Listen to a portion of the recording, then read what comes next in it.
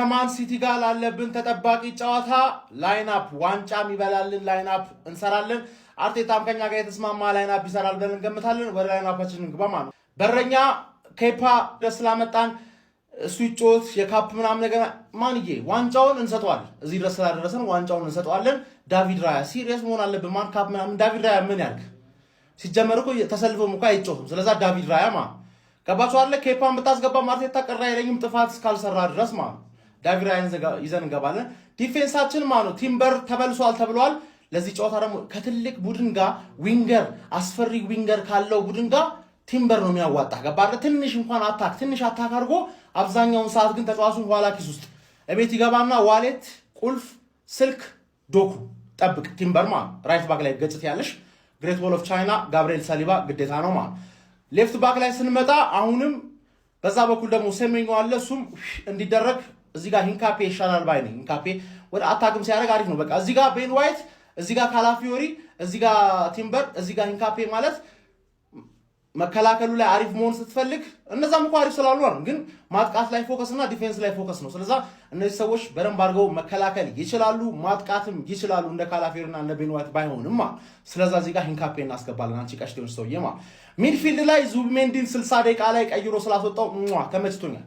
ለፓስ ሰከንድ አፍ መቀየር ያለብን ነገር ካለ ቀየረ ታስገባለህ። ሞር አታኪንግ ማለት ካስፈለገ ዙቢሜንዲና ራይስ ዙቢሜንዲ አመቱ ሙሉ እኮ ምርጥ ነበር፣ ምርጥ የሆነ ተጫዋች አሁን ሮድሪን ሰርክልስ ነው ራይስ እና ዙቢሜንዲ የሚያራምዱበት። ዙቢሜንዲና ራይስ እናስገባለን 10 ቁጥር ላይ ያው ቦታውን አርጎታል። በአሁን ሰዓት ሌፍት ዊንግ ኤዜን ሁሌ ነው የምለው አይደለ? የዋንጫ ጨዋታ ላይ አይደለም እንደዚህ ነገር ምን ሞክረው ገባል። የዋንጫ ጨዋታ ላይ አይደለም ሌላ ነገር ላይ ሌላ አነስ ያለ ጌም ላይ እንሞክራለን። ነገሩ ይሄም ትልቅ ጌም አይደለም፣ በተለይ ለኛ ትልቅ ጌም አይደለም፣ ለጠላታችን ግን ትልቅ ጌም ስለሆነ የለመድሽበት እዚች ጋር ደቅት ያለሽ ኤዜ 10 ቁጥር ላይ ሌፍት ዊንግ ላይ ስንመጣ ትሮሳርድ ያለን ቤስት ኦፕሽን ትሮሳርድ ነው። ማርቲኔሊን መግባት ይችላል፣ ግን ሰከንድ አፍ ቢገባ ነው የምመርጠው። ትሮሳርድን እዚች ጋር እናስገባለን ከዛላ በግራ በኩል ቡካዮ ሳካ አለ። ያው ሰከንድ አፍ አስፈላጊ ሆነ ማዱዌኬ ይገባል። ቡካዮ ሳካን እዚህ ጋር በግራ በኩል እናስገባለን መሀል ላይ ነው ከሌሎቻችሁ ጋር የምንለየው። ሁላችሁም ቪክተር ዮከሬዝን ልትፈልጉ ትችላላችሁ እዚች ጋር ምክንያቱም ስፔስ ያለው ጨዋታ ስለሆነ ምናምን ብላችሁ ግን ይሄን ስፔስ ቢኖረውም ቪክተር ዮከሬዝ እዚህ ጨዋታ ላይ ምን ሊፈጥርልን ይችላል እርግጠኛ አይደለም። እርግጠኛ የሆነው አንድ ሰው ግን ቢግ ጌም ፕሌየር ካይ ሃቨርትስ አለችልል ካይ ሃቨርትስ 9 ቁጥር ላይ እናስገባለን። በዚህ ላይን አፕ ነው መግባት የምፈልገው። አርቴታ ታኮራኛለህ በእናትህ በቃ ጽድት ያለ ይሄን ላይን አፕ አስገባ። ማን ሲቲን ጥጓን ነው ማሽን ምናዝዛት ነው ምልህ ካሞን ዩገነርስ ጎስት ደግሞ ዛሬ ምን እየሰራችሁ ነው? ቀለል ያለች የዋንጫ ጨዋታ አለችብን። እንዴት አድርገን እንደምናነሳው የአርሴ ቤተሰብ በየቤትህ ፕራክቲስ እያደረግህ ፕራክቲስ ታዲያ አቢ እዚህ ጋር ምንድን ነው እየሰራ ያለው? አቢ ምን ጀመርክ? ይሄ የቋጠሮ አዎ ባልሰራው አረ ምን አይነት ወቃቃወኛ! አረ ስንት አይነት ሰው አለ ብሏል አንተ። አንድ የአርሰናል ደጋፊ በጠዋቱ ይሄንን ላከልኝ። ጓጉቻለሁ። እሁድ ደርሶ ሰዓት እስክቆጥር ሰዓቱ አልፎ ደቂቃ እስካሳጥር ጓጉቻለሁ። ምሽት 1 ተኩል የመሃሉ አልቢትር ጣቱን በመቀሰር ወደ መሃል ሜዳው ፊሽካውን በመንፋት ጨዋታ እስኪያስጀምር ጓጉቻለሁ። ሳካ እስኪያታልል ፍልሚያው ተጀምሮ የኮሬሽ ሲጨፍር ጎሉን አስቆጥሮ ማየት ጓጉቻለሁ። በዶናሮማ ግብ ላይ መረብ ስትወጠር ከአጥቂ እስከ ዲፌንስ ጎሎችን ሲያስቆጥር ማየት ጓጉቻለሁ።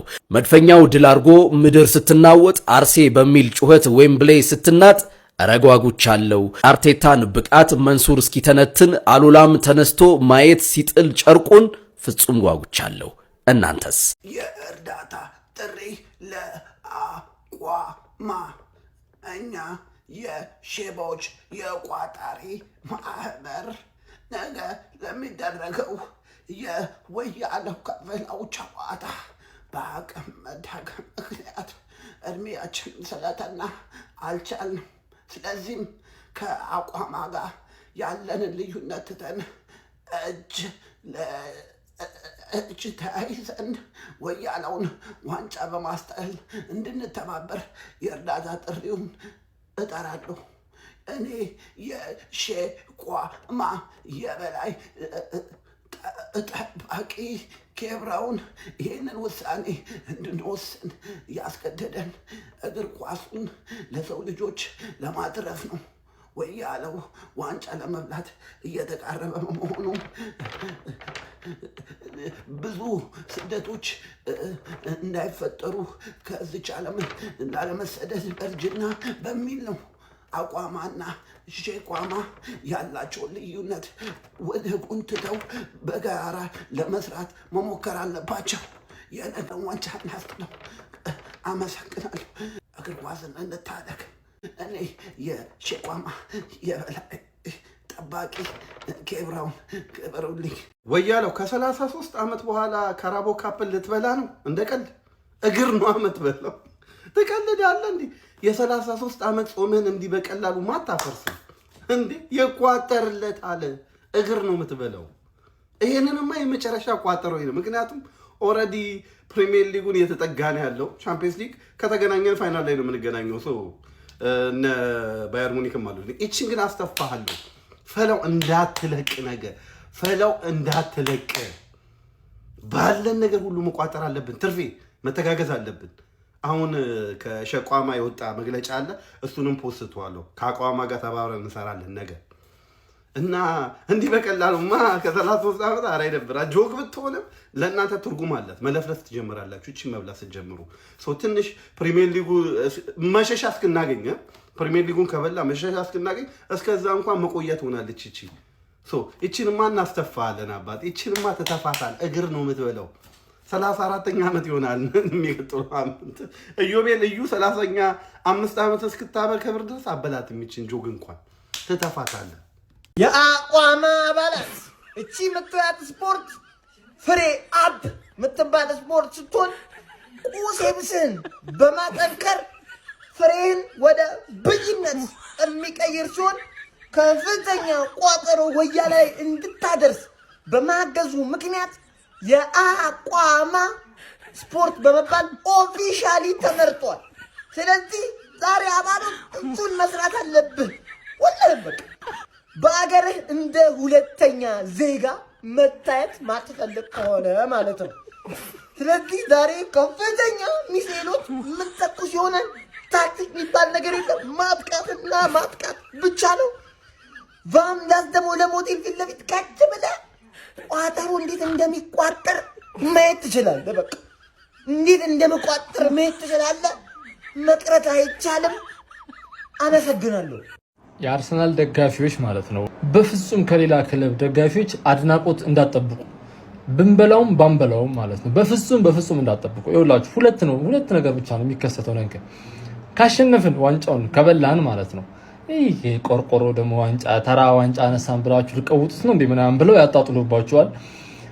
ከተሸነፍን ግን ማለት ነው በቃ ሻምፒዮንስ ሊጉን ያለ ዋንጫውን እንዳጣን ነገር ይወረድብናል።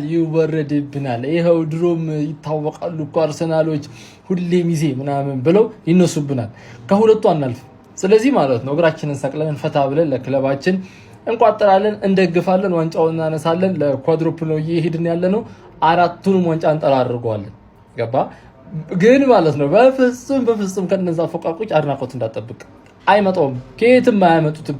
ትችት ይዞ ነው የሚመጡት። ትችት ብቻ ነው ያላቸው። የዋንጫ ቀን እንደሌላው ቲም ይላችሁ ቀናችንን ስንጀምር ዝም ብለን የጨዋታ ቀን ምናምን የቋጠሮ ቀን ምናምን ብለን አይደል። የዋንጫ ቀን ነው ዛሬ። ለምን ዋንጫ እንበላለን።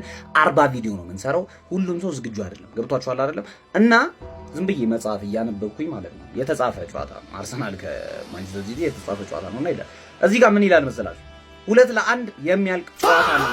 የካራቦ ካፕ ፋይናሉ እንደዚህ ነው። በቃ የተጻፈ ጨዋታ ነው። 2-1 የሚያልቅ ጨዋታ ነው። ገብቷችኋል? ሁላችሁም እየገባችሁ ግምታችሁን አስቀምጡ። ጨዋታው ሲያልቅ ደግሞ ህይወታቸውን እናበላሻለን። የሁሉም ገብቷችኋል? የሚቋጥር ሰው መሬት ስር የሚገባበት ቀን ነው ዛሬ። ተዘበለ ነብይ አይደለሁም አልተሰጠኝ ዋጋ፣ ዛሬ ግን ታይቶኛል አርስዬ ሲወጋ። ከአራቱ ዋንጫዎች ውስጥ ከአንደኛው ዛሬ የሚወጡበት ቀን ደርሷል ማለት ነው። ካራባውን አበሉት። አዎ ቆርቆሮ ነው። አዎ ብበሉም ትርጉም የለውም። ነገር ግን አበሉት። ሁላችሁም ደግሞ እንዲቋጥራችሁ ለመብላት እንደምትጠብቁ አውቃለሁ። ስትሸነፉ መታችሁ አይ ቆርቆሮ ነው ሲጀመር በለን ያላክል ቢግላር እንደምትሉ አውቃለሁ። ነገር ግን ቲም ትንሽ ስለሆነ ዋንጫ መብላት ስለማይችል የዋንጫ ሜንታሊቲ ስለሌለው ብቻ ዛሬ በሲቲ ተሸነፈ። ይሄን ዋንጫ ታጣዋለህ ማለት ነው። ከዛ 3 ይቀራል።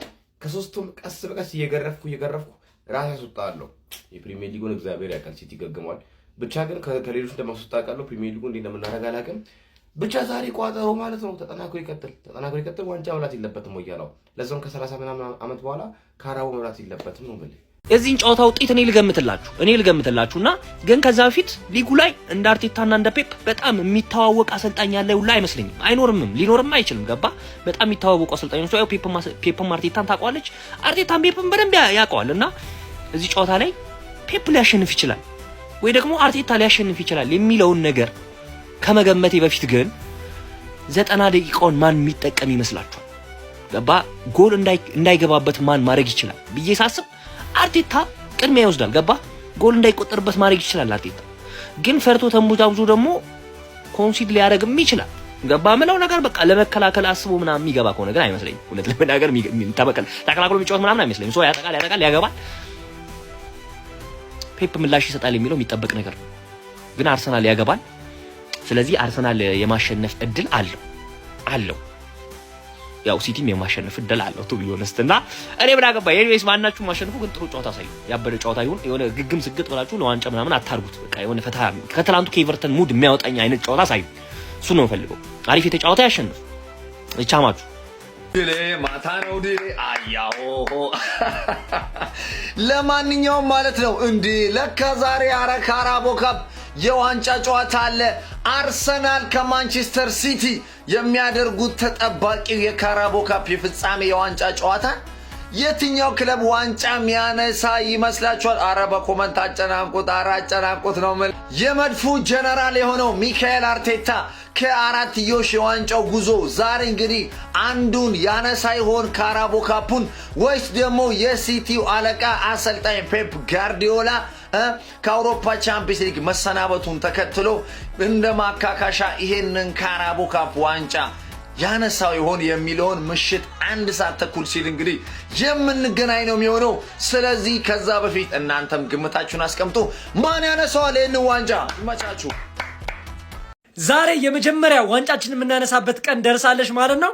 ጋርዲዮላ እባክህን የማድሪድ ጊዜ የነበረው ላይናፕ ብቻ ይዙልኝ ይግባ እንጂ ሌላውን ተው። ምንም ነገር አልፈልግም። ጌሄና ሴሜን እንኳን የሉም። ዞሮ ታወው እኔ ዝም ብዬ ቡድኔን አምነዋለሁ። ብቻ ስታርቲንግ እንኳን ቆንጆ አድርገው።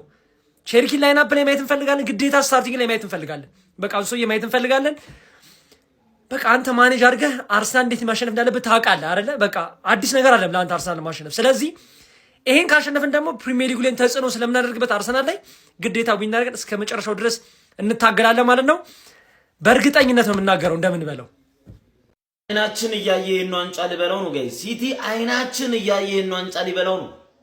እኔ እኮ በጣም ነው የሚያናደኝ። በቃ አይናችን እያየ ዋንጫ የሚበላው ነገር ሲቲ በጣም ነው የሚያናደኝ በጣም ማለት ነው። በቃ ለምን እኔ በየጊዜው ዋንጫ መድረደሪያው ላይ ዋንጫውን እያበዛ እንዳለ ግራን የሚገባኝ አንዳንዴ ታውቃላችሁ። ደግሞ የአርሴናል ደጋፊዎች ለምን ቼክ አላረከንም እኛንም ብላችሁ ደግሞ ቲክቶክ ላይ እና አፋችሁን ክፈቱ አላችሁ። ማንንም እናንተን ቼክ ያደርግ የለም እዚህ። ግን በቃ ሲቲ አይናችን እያየው ዋንጫውን ሊበላው ነው ዛሬ። አይኔ እያየ ማለት ነው። ቀኑ ሲጀመር በዝናብ ስለጀመረ ደባሪ ቀን እንደማሳለፍ አውቃለሁ። በቃ ሲቲ ሊበላው ነው ማለት ነው። ገብቷችኋል? ሲቲ ሊበላው ነው። የከተማ ተቀናቃኝ መጥቶ ሊበላው ነው። ዋንጫ ይሁንለት፣ ይሳካለት፣ ይብላው። ለማንኛውም በደም ይቋጠር ጋይስ። ቋጠሮ ቀን ይላል። እቺን የቆርቆሮ ዋንጫ ማንቸስተር ሲቲም ሆነ አርሰናል መብላቱ ምን ጥቅም አለው? በመጀመሪያ ማንቸስተር ሲቲ መብላቱ ልባቸው ያበጡ የአርሰናል ደጋፊዎችን ትንፍስ ያደርግላቸዋል ማለት ነው። አይደለም 8 እና 4 ውስጥ ገብተን ቻምፒዮንስ ሊግ ላይ አይደለም ፕሪሚየር ሊግ ሳይጠናቀቅ 7 ጨዋታ እየቀረው ፋይናል ተደርሶ ዋንጫ ይታጣል የሚለውን ትምህርት በደንብ ይማራሉ ማለት ነው። ሁለተኛው ደግሞ ማንቸስተር ሲቲ በትክክል ፕሪሚየር ሊጉ ላይ ትኩረት አድርጎ ተፎካካሪ ቡድን ሆኖ እንዲቀጥል በደንብ ይረዳዋል በሜንታሊቲ ማለት ነው። ይህም ደግሞ ኢታር ላይ ለሚያደርጉት ጨዋታ ጥሪ ይሆናል፣ ምልክት ይሆናል ማለት ነው። አርሰናል ደግሞ ምን ይጠቅማል የሚለውን ከአርሰናል ደጋፊዎች ሂዳችሁ ስሙ። እኛ የማንቸስተር ሲቲ ደጋፊዎች በዛሬው ቀን ለማንቸስተር ሲቲ ቆንጆ አድርገን ቋጥረን ዋንጫውን እናስረክበዋለን ማለት ነው። ዋንጫው ያን ያክል ጥቅም ያለው ዋንጫ አይደለም፣ ቆርቆሮ ነው። ነገር ግን ሜንታሊ ላይ እንዳልኳችሁ ማለት ነው። ይመቻችሁ።